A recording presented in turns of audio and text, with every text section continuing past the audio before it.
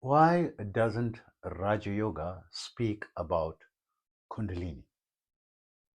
So in this video, I'm going to discuss just basically not all the points on Raja Yoga, but just the fact that if you study the yoga system of Patanjali from the Yoga Sutras, it's actually the steps of Raja Yoga, but there's no mention of Kundalini at all there. And why is this so? And I will discuss that in this video.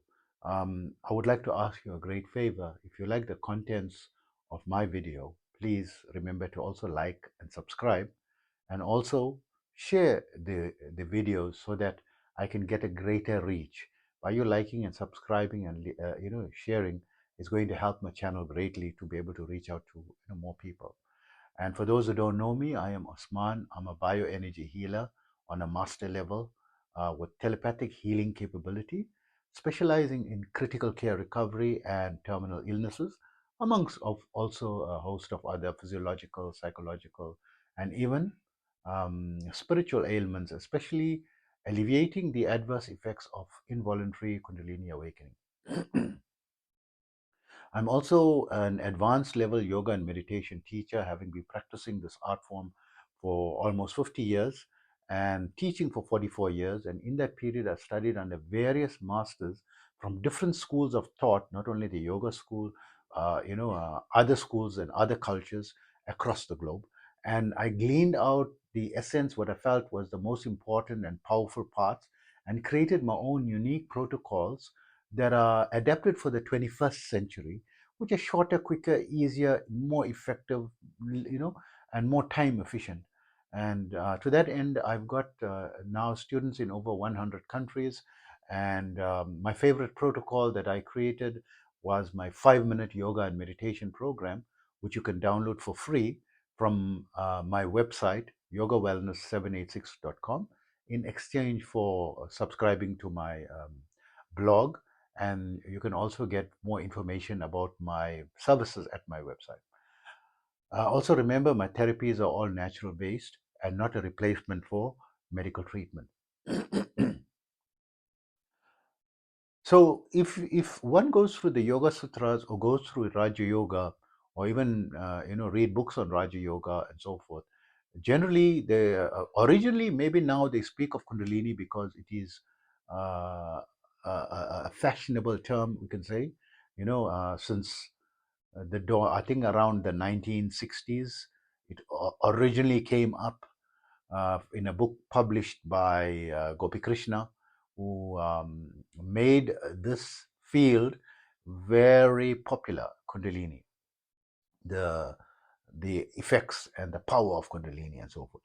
But there's no mention of it in Raja Yoga. And Raja Yoga is the system as depicted in the Yoga Sutras, which was written between 1,500 to 1,900 years ago. They couldn't give an exact date on it, and the writer was someone by the name of Patanjali. So it's called the Sutras of Patanjali, and it's taken as the basic framework around which yoga generally is framed around, right? Or designed around, and the protocols are usually designed around this. And of course, it's a very amazing framework. There's two items missing in Raja Yoga. The mention of Kundalini doesn't mean Kundalini is not there, just the mention of it, and nothing about developing it or anything is there, right? Even the word is not used. And the other thing is the yoga postures. The postures as like the locust posture, the plow posture, the cobra posture. They just mention in one verse asana posture as a comfortable sitting posture, right? And it's one of the 8 steps that it is important to have a comfortable sitting posture. And many people mistake that to mean the yoga postures. It's not meaning the yoga posture, it's just meaning because there's a great importance to the sitting posture, which I can discuss in another video. Coming back to why is Kundalini not mentioned, right? Um, so in the protocols, they mention yama, niyama, asana, pranayama, pratyahara, dharana, dhyana, and samadhi. right? So the last four pratyahara, is the meditative states: pratyahara, dharana, dhyana, samadhi. I take it to correlate it to achieving um, alpha frequency of mind as pratyahara, dharana achieving the theta frequency of mind. It's my own correlation, not agreed upon by the yoga science, and of course they didn't know of these frequencies, right? And meditation is developing the delta state of the mind. You can go through what these states are, on your own. And the samadhi state is transcending all these states, because it's a transcendental state, right? So there is no frequency, or we can ascribe it to the quantum frequency, right? So after the delta frequency, we can ascribe it, because quantum physics is in existence, and it's a science that's got its hypotheses and its discoveries and affirmations and confirmations, and they've confirmed, the existence. They are quite convinced on the existence of the quantum field, and they've proven it scientifically as well. The quantum field. So we can correlate that to the quantum frequency state. In all these states, so in the first one, yama and niyama refers to the things that you should do and the things you should restrain you from, basically ethical teachings and so forth. We won't go into details on that, now, but it's basically, ethical teachings and practices, prescribed practices, that you should do, as a foundation. And then they speak of asana, sitting in a comfortable posture specifically, meaning and referring to the cross-legged postures, right? Not to sitting on the couch or sitting on a chair and so forth, right? They specifically, and there's reasons behind that. And they are varying degree. There's actually basically two postures that I know of that are relevant. That's the Siddhasana and the Padmasana. There are many variations as well, regarding the postures. But surprisingly enough, the Siddhasana is the most superior, not the Padmasana, right?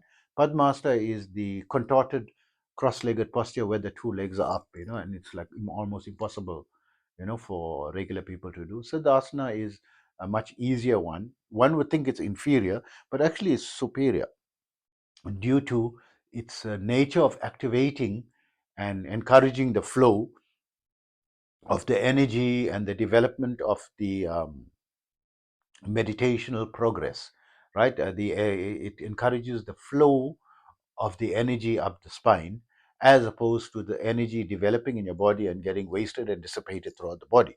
By just simply crossing it that way, you can control it. And also, the most important reason is because once the energy starts developing, it becomes uncontrollable, especially the higher level. And if you experience something called an inner conjunction, where there's this explosive awakening of the kundalini energy, right? You will be able to withstand it much easier if you are in siddhasana or padmasana.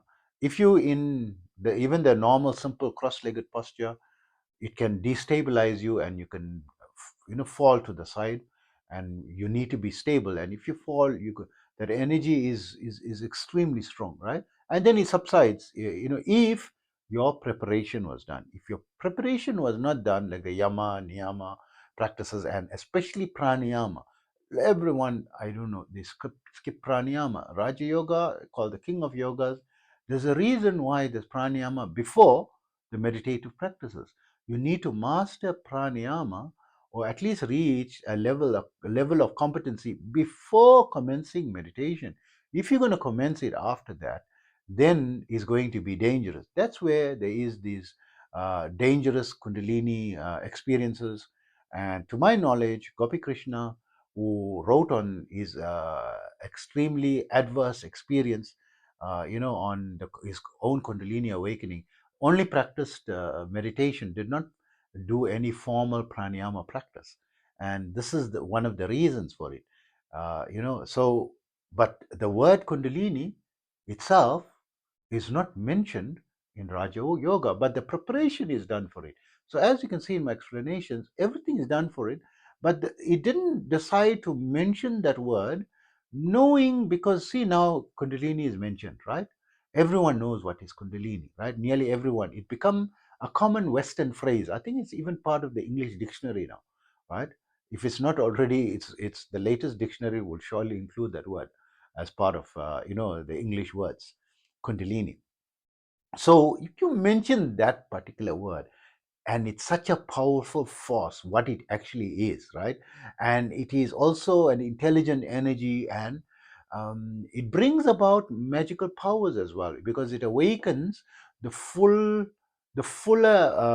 powers of each of your chakras, and each chakra has embedded in it certain mystical capabilities that starts to awaken as these chakras starts developing through the flow of the kundalini energy through it. So potentially, probably, now I'm just speculating, right? I'm using Sir Arthur Conan Doyle's strategies as he used it in Sherlock Holmes. I'm a great fan of all the Sherlock Holmes stories, and I didn't study those Sherlock Holmes stories for the content in terms of the storyline, but more in the modus operandi of how Sherlock Holmes thinks, and how the writer, analyze crimes, and analyze and solved unsolvable mysteries. So a little bit of background of Sir Arthur Conan Doyle. I don't know much about him, but he is an alumni of Oxford University, considered the oldest university on the planet in the Western world, right? Not the oldest university or educational institution. I believe one of the very old institutes is one of the institutes in China, in Beijing, China, under which I learned Qigong Energy Healing, called the Shaolin Temple, dating back 1,500 years, right? So Oxford University, I think, dating back about 400 years. And there are educational systems, not a physical institute, Vedanta and Siddhanta. These are or can be considered, according to Western standards, postgraduate universities. Vedanta is a postgraduate study on philosophical, study and so forth. It is much deeper than university studies. It goes very deep into that science and Siddhanta science. It's a very deep and wide study that includes a very wide ambit of subjects that each individual is supposed to know completely. Like in the normal university, the specialization either in psychology or in philosophy or in the arts or in medicine. But in Vedanta, you have to learn everything. You have to learn nutrition, you have to learn medical science and how to heal people, and you have to learn philosophy, you have to learn military science, drama, music, agriculture, and then different trades, and so forth. Their more specialization probably came into where people decided to specialize, the labor class people, to become weavers or farmers and so forth. They may have went into more detail, but the learned classes quickly went into more the philosophical side. And the philosophical side, if you go into it, current day people, you go into it, into the depths of it, you will go crazy, right? It is very intense and mind bending. And it goes into quantum realms of understanding. So all this is, in the richness of the various schools of thought. And coming back to Sir Arthur Conan Doyle, on his methodologies, and he was a person. I think he was also a professor. He was, I think, he graduated cum laude from Oxford University and became a professor of criminology in Oxford University. And he was known for his very keen intellect and extraordinary capability to be able to demystify very complicated mysteries, right? Very complicated cases. So Scotland Yard whatever cases that they couldn't solve, they used to call Sir Arthur Conan Doyle to come in, and he had a very amazing success rate in being able to find the solution and find the criminal, and get a conviction for very elusive cases. So similarly, I try to adopt that type of mindset, in my analysis, of why this is so, why this could be so, and why Patanjali, did not mention Kundalini and use that word. Do you think he didn't know of the term? So it's a very popular term in the schools of thought, in the Vedanta field, and he was one of the classes under the Vedanta schools of thought, and so even in Vedanta and in Upanishads, they don't mention the word Kundalini, right? So because people will start focusing on that and leave out the fundamentals, which is exactly what is happening today. People are interested, oh, I want to go and get an initiation, I want a Kundalini awakening. I want to have a Kundalini awakening, I want to experience Samadhi. No one interested in pranayama, all right? They say, okay, I'll do some breath work and so forth, casually, but not formally, as a dedicated practice. And upon reaching a certain qualification level only, then only to start the meditation practice. No one does that. They say, no, I do my mindfulness and I also throw in some, breath work in between, as just like a side wheel, right? This is not how it's done, right? It is important. This is why there is adverse Kundalini awakening. Of course, everyone, most of the majority of people having the adverse Kundalini awakening, are not even practicing any meditation or to see, and that is because society has neglected the science of yoga, thinking it is just something for the old age or something for people who are philosophical or someone who's airy fairy or spiritual people only.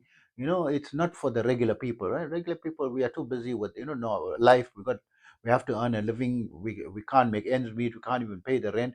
Where we got time for yoga and sitting and mindfully and crossing our legs and doing breath work and worried about yama and niyama and religion and studying all these things. We don't even believe in, people don't even believe in religion anymore, and they make up their own ethics and morals. And who one of the requirements, by the way, in Patanjali's yama and niyama, is one aspect is brahmacharya, which very very conveniently current day people are saying it is uh, purity, in mind and heart, when it comes to intimacy and relationships and so forth. Uh, I can tell you, it means celibacy, right? When we in the yoga field say, your teacher comes say, you now must observe brahmacharya, means observe celibacy. They say it is very important for you to observe brahmacharya from now on. Today is brahmacharya, and you observing brahmacharya. If you was, and they'll only mention that to people who was married. There was no such thing as relationships out of marriage, is totally forbidden. You have to observe brahmacharya celibacy until marriage, not dating and having experience. This was part, and so people neglect that. They say, no, we are a free society, right? And this is all related to the Kundalini, by the way. We are a free society. We should be, given the freedom to do. We are adults, we can make a choice if we are 18 or we are 21, whichever country you're in, or if you are from South Africa, you're 16, right? You can independently make a choice, to engage in intimacy in relationships, and getting into relationships and going to and having multiple relationships and so forth, not understanding the extreme harm that you do to yourself from a spirituality perspective. Because once you engage intimately with any human, you create a connection which is viewable by those who have opened the third eye. You can see this connection like a white tube that connects you for 12 years. even if it was one solitary one night stand, right? That you had and you want to forget about it, but the universe is not going to forget about it. You're connected for 12, means psychologically and spiritually, you're connected. All the people that that person is connected to, it's like all their stress and all their problems and all their, anxieties and depression is getting connected to you as well. Is it a surprise that today there's so much of stress and anxiety in the world? Is it a surprise to me? No, not a surprise to me, right? Looking at the levels of promiscuity, and I'm also guilty of it because I come from a Western culture, right? I was born in South Africa, and South Africa is a highly westernized lifestyle that mimics the likes of the US and probably exceeds it, in many ways, because um, there's less structure, in terms of ethical and cultural boundaries, in that country. Yes, there is a multicultural country, but less, structure to it, and everything is open, cross relationships and cross racial relationships and cross cultural relationship is a norm. It's very common, and different tribes, and it's a very open society, right?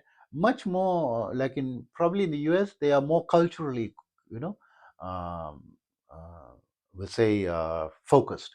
That they identify, I'm Mexican, this is a Hispanic, and this is a Latino, and you know, I'm from Italian origin, I'm from Irish origin, or I'm a Catholic, and and so forth. They have very strong identifications with this, and of course in South Africa also there's identifications, but it is very open and fluid when it comes to interactions with other cultures, right?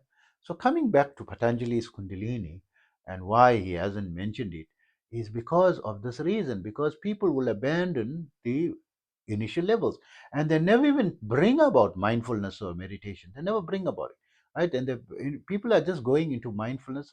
All due respect to the Buddhist culture, who are practicing, the monks who are practicing Buddhism, right? They are not just sitting and meditating, right? They are observing a lot of restraint practices. They are fasting, or they are eating certain, and they observing like very strongly ethical principles, of how they speak, and being, not harming people with a thought, word, and deed, and being living simple living and high thinking, and being, serving other people, being helpful to other people.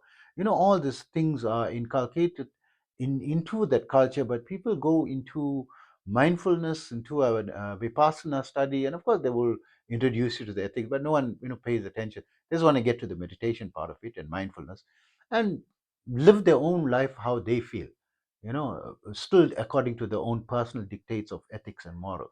So this is dangerous, introducing, going directly to meditation, and you're interested in developing the quantum levels. You want to have the OBE. I did not even know such an acronym existed until I think I was more than 50 years old, right?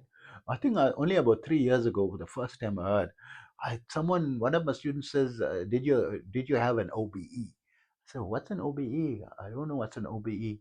He said, "Out of body experience." Of course, I had that, right? But I mean, because people are interested in this OBE, Kundalini, all that, neglecting this. So once you've put a coined word, this is something that develops. Whether you put a word to it or not, it's going to automatically develop if you're following the practices and the steps of Raja Yoga, right? Or even in Buddhist meditation, if you follow the steps, you go to a teacher, and the teacher will not initiate you into meditation. He'll make you do a lot of work and cleaning the monastery, and going and doing work in the fields and so forth, before we'll introduce you, to the intricate aspects of, the meditation, right? And they make sure it's also you're under a close scrutiny if you want to learn meditation, that your every move and behavior is controlled and is dictated how you should live and how you should act, and so forth, right? So of course in mindfulness there's no pranayama to the detriment uh, of that school of thought, but to the benefit of Buddhism, which no one is practicing in mindfulness today, because they abandoned this practice due to the ruling class in China, right? They tried to obliterate these sciences completely because they were anti-religionists and they didn't want people meditating and practicing religion, and they went slaughtering and destroying the contents of the religion. So currently, like the pure form of Buddhism is not fully, available, because it was kept a secret due to threat of being, killed, by the various emperors of China. So 1500 years ago, how the Shaolin Temple came about, this is all relating to the Kundalini, right? So people were just practicing meditation. So there was this one yogi that came from the mountain areas, the Himalayan mountain areas. I forgot his name. He had an Indian name. So he's obviously an Indian yogi. And he told them, but you are just meditating. This is very harmful for you. You must do movement also, right? So he taught them mimicking the movement of animals or the posture of animals. Similarly, in yoga, there's the locust posture, the cobra posture, the forward dog, and all these, the Scorpio posture and so forth, right? So he taught them like the bear, the tiger claw, the eagle, and so forth in Tai Chi. So they needed to move, and he put pranayama in Tai Chi because it works with breathing, with breath work. Because this is very important to balance the energies and clear the chakras, so that when you're advancing in meditation, the Kundalini gonna automatically, evolve and awake, is not going to have adverse effects. Adverse effects comes because the chakras or the nadis, the subtle, tubes. There are 72,000 nadis in your body. These are subtle tubes that cannot be viewed under the normal standard microscopes. They still need to develop a microscope, which they are close to doing it now with the advent of quantum energy, right? To be able to see. And already, I think in the 1980s, China created an instrument to be able to measure the intensity of this quantum energy, which Western instruments cannot. It feels like a massive electrical energy, and if someone applies who's on a grandmaster level of energy healing, when he applies his hand on the person's body will vibrate like it's getting electrocuted. But you put a voltmeter, there's a zero voltage, right? So they created a space because it's a subtle energy. No previous or no regular mechanical instruments can measure it. Until in the 1980s, China created an instrument that can successfully measure that field. And why they're not adopting it into the Western field? Probably pride, ego, or they want to create their own and not give credit to China. Not give that this originally came from there and it is our own invention. We won't go into all those stories, and but for whatever reason, so these subtle pathways are there and they need to be cleared. That's why in Patanjali's system there is the pranayama. In mindfulness there is Tai Chi. How many people practicing mindfulness, practicing Tai Chi? How many? How many? I know throughout US, throughout the Western world, nearly everyone, I'm doing mindfulness. I got my mindfulness practice. I'm practicing for 50 years, right? I heard some people, they're practicing mindfulness for 50 years. Do they practice Tai Chi daily? No. He's not practicing Tai Chi. So all his chakras are blocked. And why is there this? So even Tai Chi, even whether you want to practice mindfulness or not, it's like a regular practice in China. Now the modern day Chinese say, no, it's for the old people. The young people, they laugh at it. This is not for us, right? Say, it's the Tai Chi. Yes, yes, yes, because it's done publicly for everyone to practice in the early morning, and in parks and natural surrounding, and you'll find them, in the cities, and they just early morning the people are all doing Tai Chi. It's like a common practice for everyone. This is to balance your energies, keep your energies balanced.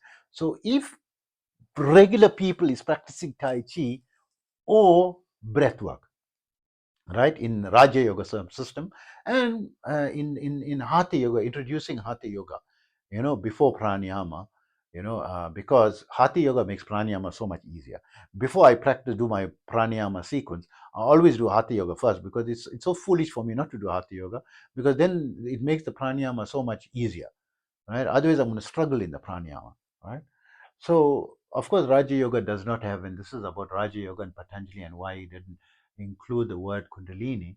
So, I'm giving you comparisons from even the mindfulness perspective. They all standard practice, even if they practicing mindfulness or not. So, mindfulness and meditation was more for the monastic order, in the Buddhist culture, and the regular people all just generally practice Tai Chi, because this is good to have the energies balanced. How many people who's practicing Tai Chi is experiencing long-standing Tai is experiencing involuntary Kundalini awakening? Uh, Probably zero. I will not be surprised if it's zero. And maybe there are, the odd few. I doubt it. If you're practicing it, from childhood, it's something that you grow up with. And me, I learned Hatha Yoga from childhood, right? It was a normal practice, and my children, they were 3 and 4 years old, who are now adults. I taught them from that age, right? And they had amazing flexibility, because when you start younger, your flexibility is good. So even when I was in, overweight, when I reached my adult life, now I'm 75 kgs. When I was 100, about 100 plus kg, now my waist size is 30 inches.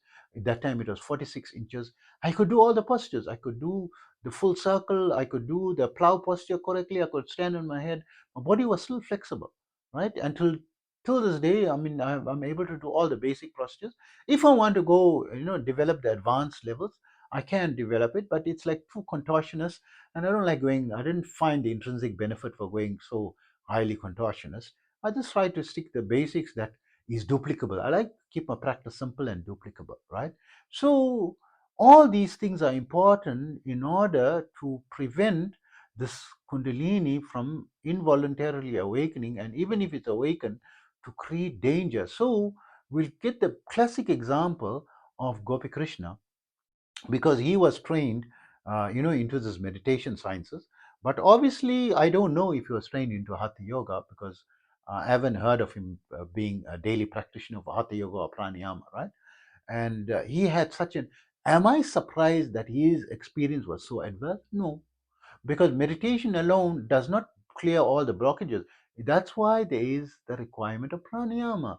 You There is clear evidences that those who's not following the Raja Yoga, so not doing the pranayama, not practicing Tai Chi, not doing even the Hatha Yoga, is going to have a very dangerous effect. So when you put a name to it, Kundalini, for this particular specific thing that automatically opens up like a flower in you, you don't experience it as a massive problem. Of course, it develops stage by stage by stage by stage, right?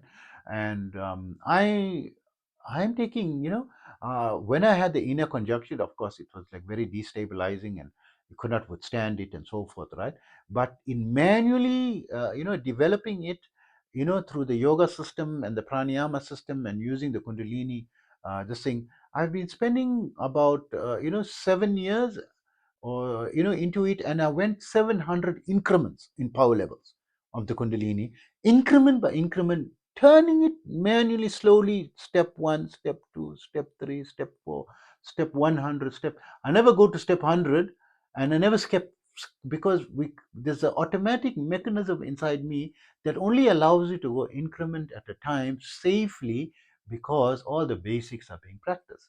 So mentioning the word kundalini going to get people excited, because it comes with it mystical powers. So everyone going to want the mystical powers. I want to be able to manifest.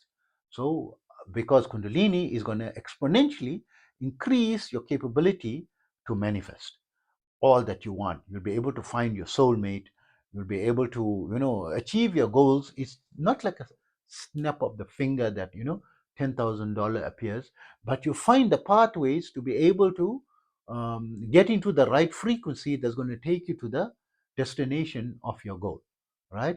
And it is very difficult for regular people who are in the beta state, full of stress and full of anxiety, to find that nuanced frequency or the nuanced pathway or the nuanced choices system of choices and sequence of choices that's going to bring you to your particular goal. You just know you got the goal, but you don't know the intricate sequences that has to follow each other that's going to bring you to that destination. And nor do they have the patience for it, because the mind is already so stressed and destabilized, and they got no time. They can't even make the make ends meet, can't even just pay the rent. And where are you going to talk about nuance sequences and pranayama and so forth? So this is why then he didn't mention the term Kundalini. No need to mention it. Once you mention it, people want to investigate it. What is this? What is the definition of it? How can it? When does it activate? How can we do it quicker? Right? What's the shortest way to get it done? Right? And so forth, and bring about extreme danger to themselves, where people are getting institutionalized. There's hundreds of thousands, not a small number, hundreds, plural, not 100, hundreds of thousands only in the Western world. We don't know, throughout. It's not a very common problem, I believe, in the Far East or in the Eastern countries where they're following the protocols generally. But these days, everyone is becoming, westernized and following, uh, uh, the Western principles of making their own rules and regulations, following their own ethics, and want to be free to choose what they want to do. Influence of very bad choices. And is there a surprise that there is so much of stress, anxiety, and depression? Let me give you the converse.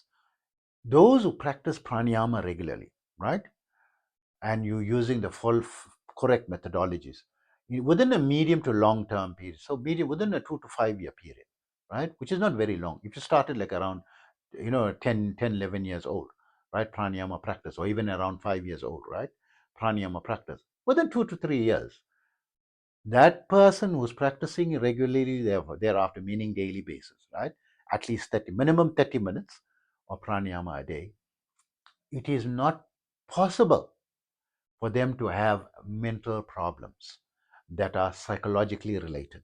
It could be physiologically related, that they were born with some defect in the brain, like you can have Down syndromes and so forth, right?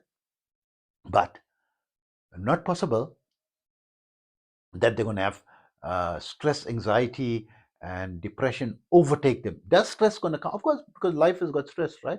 It's going to come, but they're going to take it in the stride. I can do what I can. They know, like the serenity prayer. Give me the serenity to accept the things I cannot change, the power to change the things I can, and the wisdom to know the difference. This is like, you don't have to know that prayer. Practitioners of pranayama, no need for that prayer. It's automatically, inbuilt into them. They're not going to have this thing. Means the chakras are not having these blockages. The blockages in the chakras or the nadis or the subtle pathways is what causes the adverse effects, not the kundalini that's causing it. Kundalini is naturally, it's supposed to awaken, because we are evolving, society is evolving, they're becoming more and more intelligent. The kundalini force is there to help to fast forward the development of your brain, for the higher functions of your brain, and the complete development of the pineal gland, so that the pineal gland becomes completely developed. Because science, empirical, they want empirical evidences. There is the evidences. What are you saying? Don't mention things that without empirical evidences. Don't mention that the pineal gland gets activated and so forth, because go and investigate the people on various levels of advancement in meditation science, in that spectrum, from level 1 to level 700, or from level 1 to level 1000, and the activity level of the pioneer. They are not doing those studies, right? Because then it means they must go into fields that are not from their culture. So now people are starting to adopt. I mean, Harvard Medical University has got a special division for studying the meditation sciences, because it is practiced so widely in the Western world that they have to now dedicate a section of the university studies towards the study. So it's now starting to develop that. So I'm mentioning this word because every time I talk about the full development of pineal gland, to the AI assistants and so companions. They say no, this is not a part of scientific knowledge and impact. I said no, don't say not part of scientific knowledge, not part of the Western scientific knowledge. The Western science is not the only science. It's not the only culture in the world. There are multiple cultures in the world and other sciences as well from different cultures. The original native Indians of the United States got their own science, right? The Chinese have their own science. The Japanese have their own science. The Indians, the North Indians have their own science. The South Indians have their own sciences. There is 33 million religions, minimum of 33 million religions, right? In the old days, in the Vedantic stage, in India, and currently there's 1,300 languages in India. So there isn't just one science, say, accepted by empirical. No, it must be provable. So who's making that bar? Who's dictating that this is the way to judge? There's other judgment factors as well, other ways to judge, and they are very scientific and very logical as well. That doesn't have to be that you can put it under a physical microscope, because they have other methods of being able to calculate. And so there needs to be more collaboration, before people make adverse comments. Because I know when I'm speaking this video and talking about the development of the pineal gland, there's going to be so many comments that it's not scientific, not accepted and proved. Don't say no, not accepted by the Western science. And who made the Western science the god of the planet? They're not the god of the planet, right? English language is not the god. When I started to travel over 100 countries, I understood that English is not a very famous language. I was surprised, so many countries people that knew zero English, right? And there was no English being spoken. And I thought everyone's supposed to know English. That's how egocentric I was, thinking that the world revolves around the English language. Right? It doesn't, surprisingly. And the most spoken language is not English, by the way. Right? I think it's Spanish or something, or Chinese or Indian language. One of those languages. Are more widely spoken, and I think French is more widely spoken than English as well. There's so many other languages, other than the English language as well, which the culture we're talking about, the Western culture, right, comes from. So coming back, it is designed to come naturally and develop naturally if you're following the sequence. If you're doing your Tai Chi and following your spiritual master and under close scrutiny, not you go and visit him and then you fly back and there's no connection, right, with your this thing, and your spiritual master doesn't know. He told you a few strategies and you're just doing things on your own after that, right? You went to some Vipassana class and then you're having, there is a special organization created for those who have adverse effects from Vipassana retreats, right? So those who don't know what's Vipassana retreat, this is a Buddhist retreat. People go for a period of days, about 10 days, and spend about 10 hours a day, doing meditation and learning about mindfulness and so forth, like a crash course on it. And then they, because of the number of hours and meditating under the same energy vibrations of those who are advanced, they have, many of them have experience out of body experiences or mystical experiences. It's not uncommon. Not everyone, not the majority, but it's not uncommon. So people go on multiple occasions until it's the easiest, fastest, quickest way to experience a mystical experience, right? Then suffer the consequences and make people like me rich, right? Because I specialize in alleviating the adverse effects of Kundalini awakening. And this, the only reason I specialize is because so many people don't know how to, bring it. There's gurus will initiate you and activate your spiritual energy and your Kundalini, but they don't know when it goes out of control how to control it. There's so many yoga teachers there, and there was one yoga teacher. She's teaching yoga and she didn't know what is samadhi. She never experienced samadhi. How are you going to teach yoga? I met another yoga teacher. Said, oh, I went to, it's a young lady, right? She's in the early 20s. My father said I must learn to become a yoga teacher. He sent me to a college and I got a certificate. I'm qualified. I got a certificate in India, right? I'm a qualified yoga teacher, right? She knows all the terminology. I even don't know all those terminologies, right? I didn't study. Of course, I studied everything, but I focused on the practice, right? And the disciplines and the ethics and the morals and so forth, and developing, the foundational levels. So is it surprising that My kundalini awakening is fully controlled, right?